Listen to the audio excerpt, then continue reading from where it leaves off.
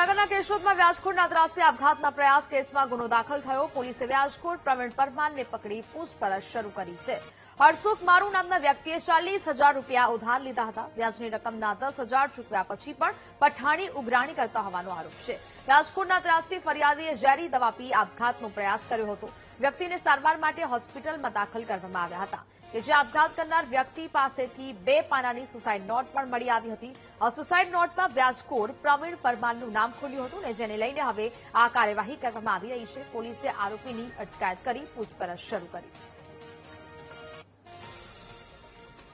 આ કામેના આરોપી પ્રવીણભાઈ ગોવાભાઈ પરમાર નાઓ પાસેથી જાન્યુઆરી 2026માં તેઓને ઉજ્જૈન ખાતે જવાનું હોય, જેથી પૈસાની જરૂરિયાત પડતા તેઓએ તેમની પાસેથી પૈસા ઉછીના લીધેલા હતા।